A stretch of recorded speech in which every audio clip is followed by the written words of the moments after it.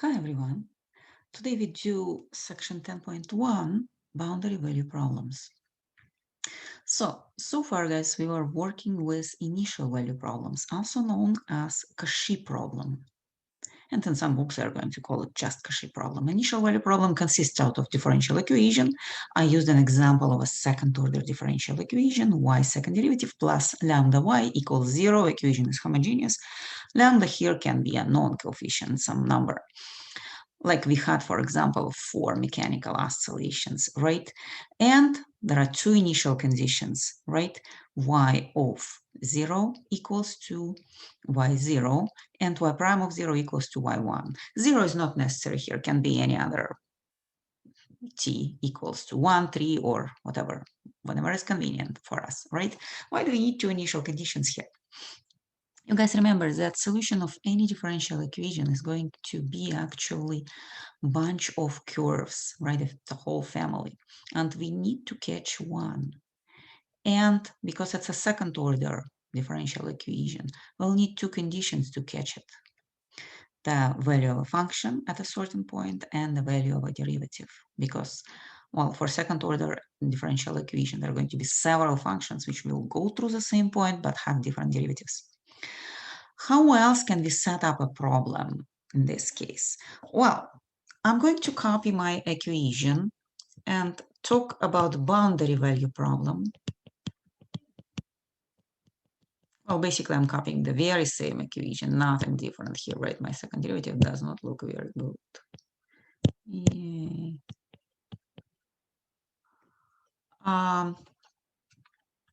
But instead of initial values, I'm going to set up two boundary values. I'm going to set it up like this. Y of 0 equals, well, I can call it y0. And y of some number, I'm going to set it as 1, but it can be any number actually, equals y1. Well, what is the difference between these two problems? Here we do have function and a derivative. Here we have two values of a function given, but they're given at different points like in time.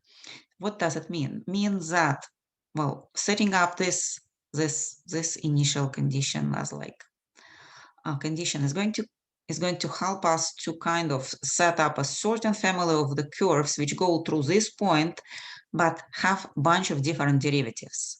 But only one of them will go through another point, through the point number 2. Well, let's say what I'm trying to explain. Imagine that, like, the point is given, the point sits over here, and imagine that you draw possible curves, possible solutions with all the constants which they are going to have, right? The second order equation is going to have two possible constants. And the curves which go through the point over here are going to look like this. 1, 2, 3, lots of them, right? And eventually, there is going to be one of these curves, which at point 1 will go through a certain point y1, like this. And this curve is going to solve this boundary value problem. How it looks over here, guys? Well, again, that's not like explanation. I'm just trying to say like how these two equations are different because of the like initial conditions or boundary conditions. I'm going to repeat the picture over here, but I'm going to just tell you that, okay, imagine that we have like, again, the same y0 here at 0, and there are a bunch of curves which go through this point, right, with all different derivatives. Sorry, in my picture, they don't look like they actually, let me just redraw the picture. One more time. So I'm going to draw some curves. And they do go through the point y0 at 0. Now, for initial value problem, we set up also a derivative. The derivative is supposed to be equal to a certain value. You see, at this point, we have a bunch of curves, and they do have different derivatives. Only one of them is going to have a certain derivative equals y1. For example, there's a top one. This is y1, the tangent of this. So here we define the function and the derivative. So we are kind of nail where the function goes and like under which inclination it kind of turns. Here we define the function and another value of a function at a different point, which helps us to choose actually one of these curves too. So this is y1. So this problem is called boundary value problem. Somehow I did erase my text over here. I'm going to kind of restore it. So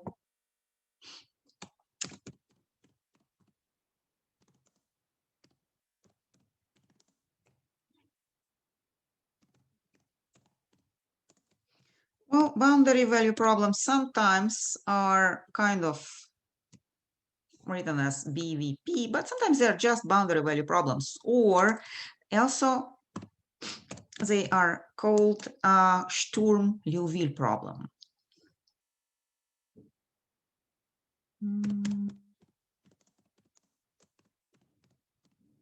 Sturm, the German mathematician, so we read S as sh because it sits before T, and in German, whenever S sits before T, it's read as sh.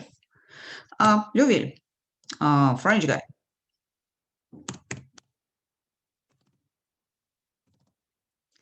And maybe I do a mistake somewhere in spelling, but I'm hoping that I'm spelling it correctly. Well, you know, French spelling is really difficult to explain. Just remember that pronounced as Liouville. Okay, so, well, we know very well how to solve the problems with initial values. Now we are going to move to boundary value problems. And we are going to start with some problem to show you what are underwater rocks. Actually, boundary value problems are way more complicated than initial value problems. Well, you are going to see why. Why it's harder to find anything like this than anything like this. Guys, what I'm going to do, I'm going to just consider an example, okay? Let me do a different color. Let's consider green, okay? Instead of like keeping the same color here. So I'm going to start with example 1. Give me a second. So example 1. So I'm going to just write down some equation, just basically this one. And set up two boundary conditions. Well, I don't know. I'm going to make very simple boundary conditions. I'm going to call y of 0 equals y of 1 equals 0. So basically, I'm looking for a curve which is like goes from 0, 0 point, and at point 1, it goes again through the like x-axis, right? So I'm going to start solving it. The initial solution is very similar to what we have for initial value problems. So I'm just going to do characteristic equation here, like r squared plus lambda equals actually 0, right? So I'm going to have r equals plus minus a square root of lambda, right? And, well, sorry, minus lambda, right? Let's kind of think that lambda is positive for a while, like lambda, let's consider positive lambdas. So if lambda is positive, then minus lambda is negative, and we are going to have something like this, plus minus I square root of absolute value of lambda, right? Maybe I should assume that lambda is negative, just like, well, okay, just absolute value of lambda, whatever is the number for lambda. Well, you do remember one equation we had similar to this one. It was looking like this. Y second derivative plus omega square y was equal to 0. This is just simple mechanical vibrations with no damping, right? And actually, in my case, lambda is going to be the frequency squared. And well, it's going to be positive. So if I move it to the right side, it's going to become negative. If I want to extract the square root, I'm going to get, well, I don't need absolute value here because it's already positive, right? Why did I write down? Well, I was looking at this expression actually, instead of thinking. Should not look at things, but should think. Okay, so I'm taking the minus outside. I'm not moving lambda. So I got two solutions, right? Well, we had it many, many times already. And I'm just going to I'm going to write down like how solutions are going to look, right? Well, we do remember that when you have a complex roots, well, you are going to have like a complex solution. Let me put it in parentheses, z equals lambda plus minus I mu. Well, it's a little bit confusing, but this lambda is not the same with this z lambda. Lambda for z, it's a real part. Here, lambda is just like a specific number. Why are we using still same letter? Why don't we have enough Greek letters to put here? Yeah, guys, we do have enough Greek letters. It's just a tradition to use lambda over here. Very soon, we are going to put here some numbers and everything is going to be fine. But for right now, guys, if you compare it, this lambda, which comes for z, equals to 0. Actually, this square root of lambda is mu, right? And when you do have only I part, we are going to have two solutions, sine and cosine. I'm going to write them down. So y equals c1 cosine of, well, it's supposed to be mu t, but because of my mu is now square root of lambda, I'm going to write down, oh, okay, let me use x actually. Why do I use t? Guys, boundary value problems usually appear in space versus initial value problem, which usually appear in time. So I'm going to use over here x. Remember, differential equation really does not care what is variable, independent variable x or t. But here x is, let's say, describing life situation better. Usually, guys, we have boundary value problems when we deal with space problems.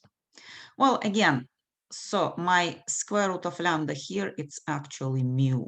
It's not like the lambda which comes with z, right? Now we're going to like normally, how do we find the constants? Oh, we just plug in initial conditions, right? How are we going to find the constants here? We are just going to plug in our boundary conditions. I think I'm going to kind of change the page. Sorry that here does not fit everything, right? I'm going to put y of 0 equals c1 cosine of square root of lambda x and plus c2 sine of square root of lambda x. And if I plug in x equals 0, what I'm going to have? Well, cosine of 0 is equal to 1, so I'm going to have just c1. Sine of 0 equals to 0. And I remember that y of 0 was equal to 0. So I got my first constant. c1 is equal to 0. Very good. Check. So now we are going to use the next boundary condition, y of 1. Well, I already know that C1 is equal to 0, so I'm not going to just do anything here. I'm just going to plug in, oh, sorry, and I put accidentally C1 here instead of C2. Let me erase it, go back to C2. So now I'm just going to have C2 sine, we don't differentiate anything here. The second condition is also on Y. And, well, my lambda does not look good. It's supposed to be lambda, looks already even to me like X. Sine of square root of lambda multiplied by 1. I plug in 1 instead of x, right? And that's supposed to be again equal to 0. Well, I have a dilemma. If C1 is equal to 0, well, actually expression, the product, is equal to 0 when either this one equal to 0 or this one equal to 0, right? Or what is going to happen when C2 equals to 0? How my solution is going to look? If C2 equals to 0, then solution is going to look like this. Y equals 0 by cosine plus 0 by sine, and that's actually going to be just 0. This is called trivial solution, and it's always going to be a solution of boundary value problem with initial conditions 0, 0. But it's very boring, trivial solution. We are just going to say, okay, there is trivial solution, but we are interested in something more interesting. Well, how can we have something more interesting? If we set up the second factor to 0, I'm going to write it down. Sine square root of lambda by 1 equals to 0. And here I have kind of trigonometric equation, right? Sine of which number is equal to 0? We do remember that sine, that's y coordinate, right? So sine going to be equal to 0 here at the angle equals to 0, then it's going to be equal to 0 here at the angle equals to pi, and then like 2 pi, and then 3 pi. And in general, sine is equal to 0 when the angle, which is square root of lambda, well, if I multiply by 1, it's still square root of lambda, equals 2 pi n, right? Well, it's just like possible solutions. And here is going to be positive because we want to extract the square root of lambda, right? We don't want to square root be negative. Okay, so I'm going to write down that n is greater than 0. If n is equal to 0, there is a like solution 2, right? When n is equal to 0, then lambda is equal to 0. And again, everything is becoming very boring because it's going to be like a totally different equation. When lambda is equal to 0, it's a second derivative equals to 0, and which is going to give us like actually one constant solution. Not constant linear. Well, I'm going to consider it lambda equals to 0. I'm going to consider it a little bit later. Right now, let's talk about n greater than 0.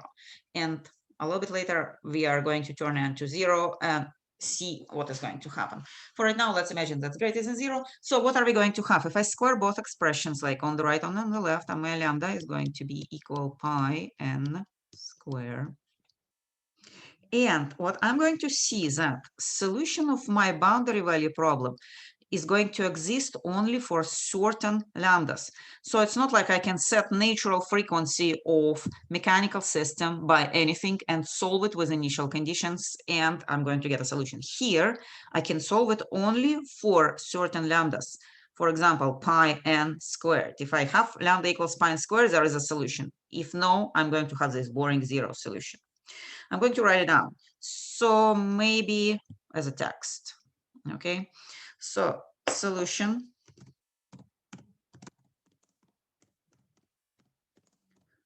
only for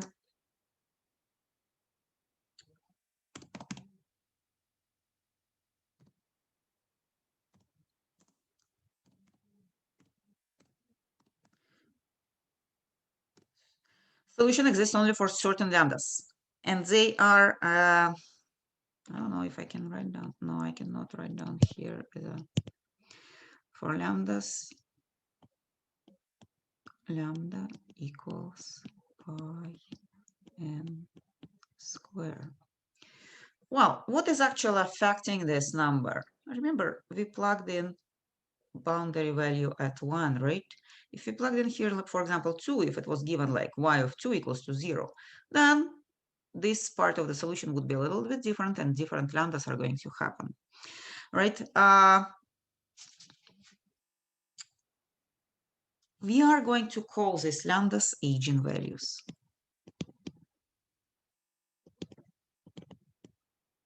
Sorry, instead of eigenvalues, I don't know what I'm writing down.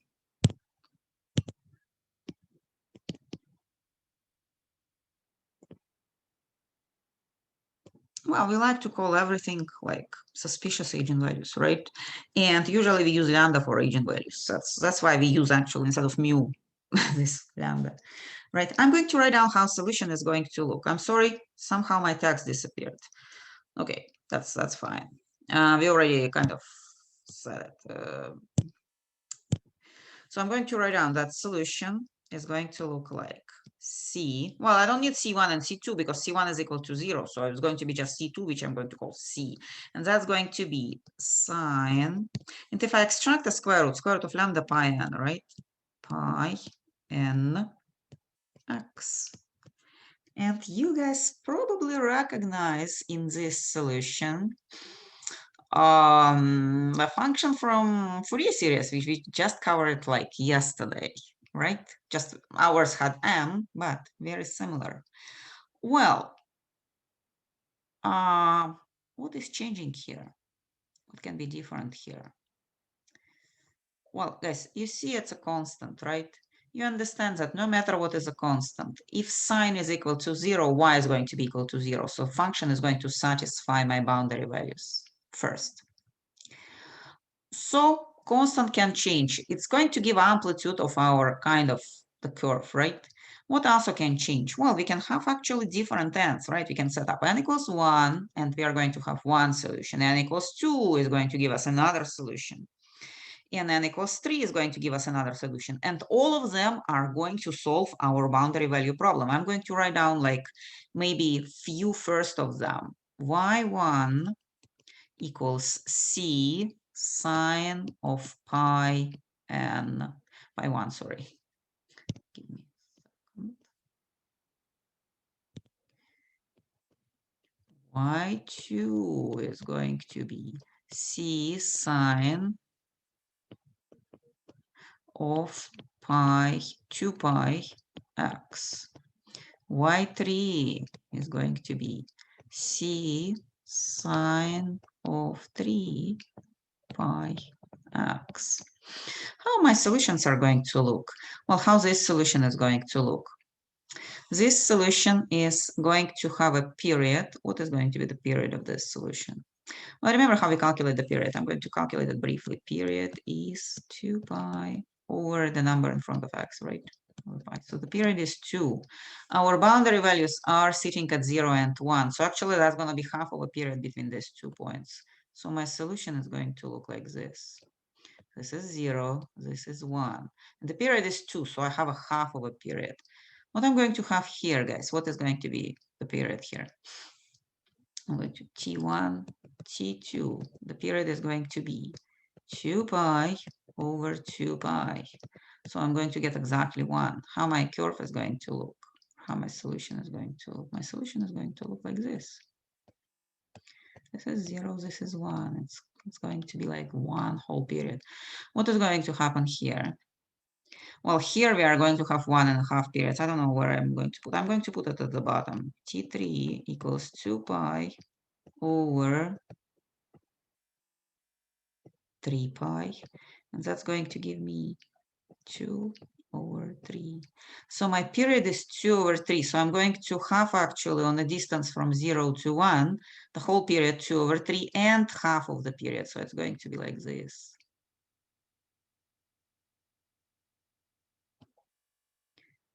0 and 1.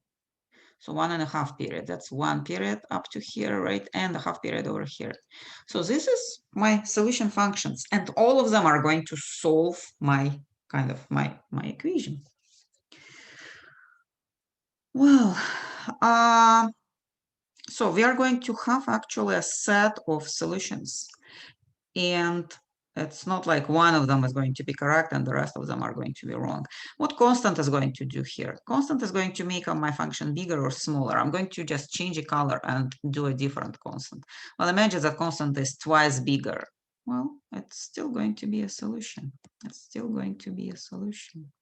And it's still going to be a solution here. And just like going to be a different amplitude of the solution, right? Okay.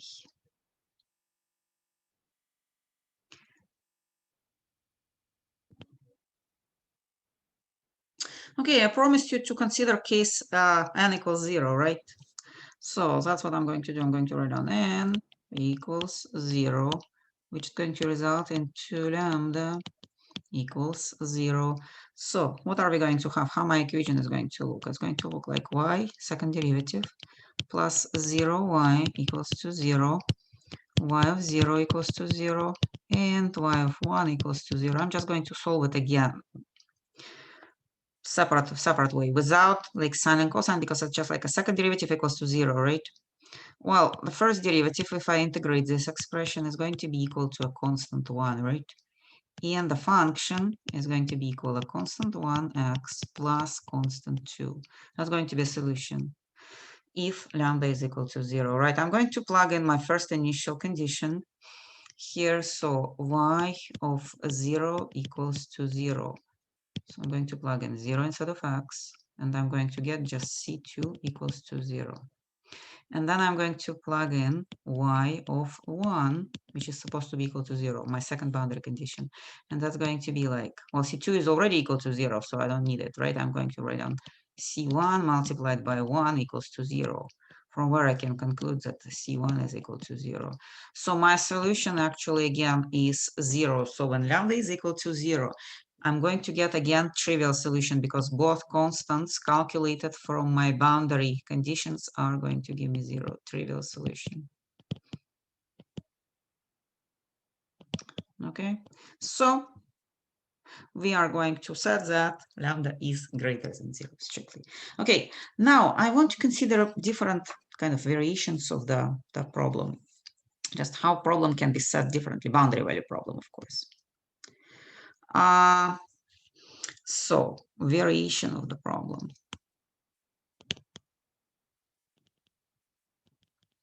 Well, I'm going to keep my equation. Not like all boundary value problems are looking like this, but this is a good problem, and why don't we use it?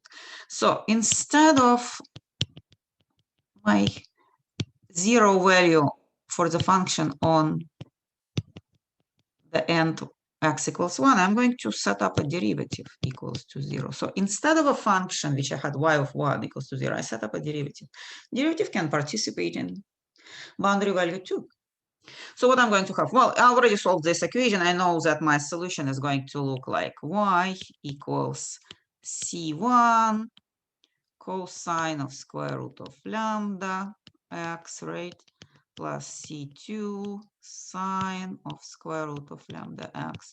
I'm going to now plug these conditions, right? So y of 0 equals to 0. So I'm going to have at 0, sine is equal to 0, and c1 is going to be multiplied by 1 from where c1 equals to 0. So I'm going to have only the term with sine, right?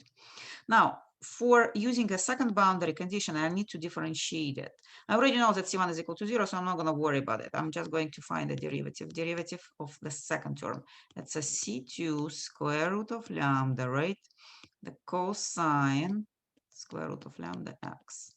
Well, I differentiated sine. First, that gave me cosine, and then I differentiated lambda x and gave me a square root of lambda in front. And again, I'm going to set it to 0 according to my boundary values. What I'm going to have is, well, if I don't want to have a trivial solution, I should assume that these two are not equal to 0. Otherwise, you know what is going to happen, trivial solution. So the only one which is allowed to be 0, to have non-trivial solution, I'm going to call for non-trivial solution. It's going to be cosine. When cosine is equal to 0, let me draw the picture. So we remember that cosine is 1 here and minus 1 here, but it equals to 0 here. Cosine of theta equals to 0, and over here, cosine of theta equals to 0. What are kind of, in general, how to write down these angles? Well, this angle is what? Pi over 2 and plus n pi. We can add n pi, right? I want to write it down like one expression. So maybe I just kind of multiply by 2 and write down 2n plus 1 over 2 and multiply by pi. I don't know. We can keep this way or this way, just like, you know, that's the same expression, right? Well, now I'm going to kind of write it down that, sorry, I supposed to put 1 here. I forgot to put 1 instead of x. Supposed to be 1, right? Because I plugged in 1 already. That was x before I differentiated, but after I differentiated, I plugged 1. So my equation on lambda is going to give me 2n plus 1. You know, I'm going to divide pi over 2. And lambda is going to be a square of 2n plus 1 squared and pi over 2 also squared. I don't know, you can square each one or just keep expression squared. Does not matter actually. I'm going to write down solution. So again, these are eigenvalues.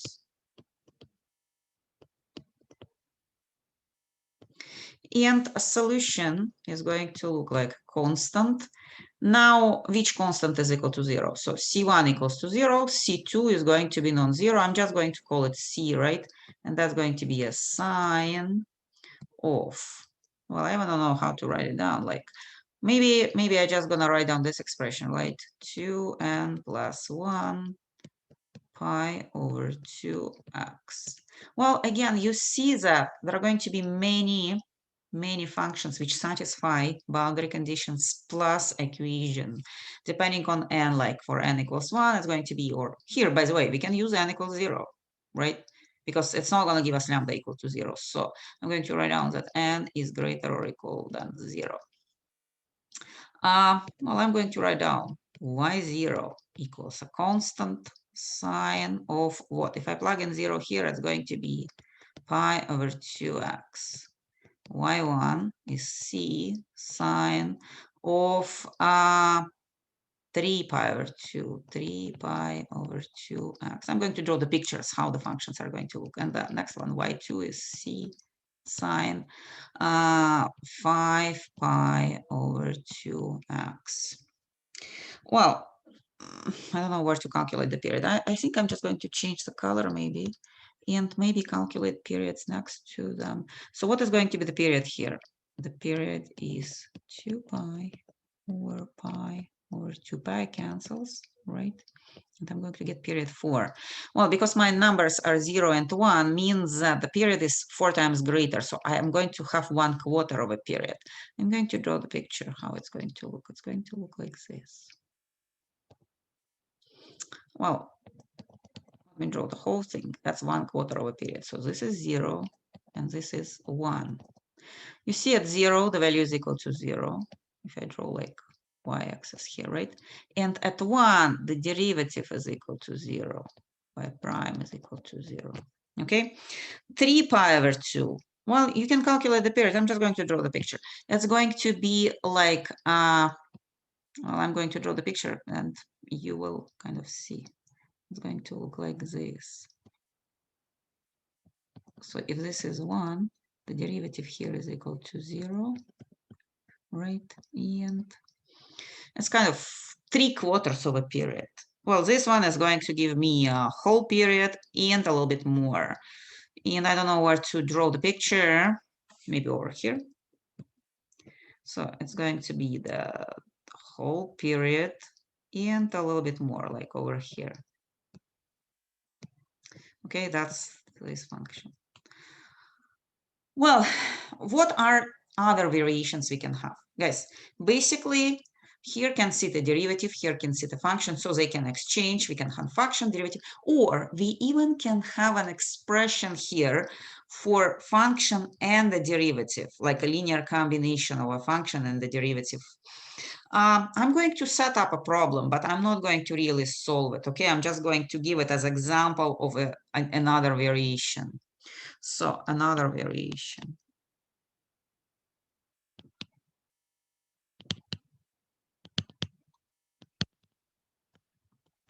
Well, the equation is going to stay same. Well, I'm keeping this equation. This is not only one boundary value problem, but I'm keeping this equation because I'm planning to use it in future, and I want to prepare you kind of to recognize this equation well. My computer keep shaking. Well, today my favorite student is not visiting us. He's skipping the lecture. I'm hoping that you are not skipping the lecture.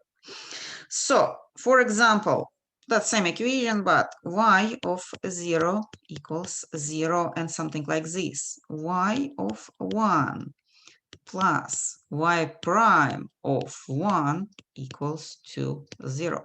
Another way to set up boundary value problem. Boundary value problem.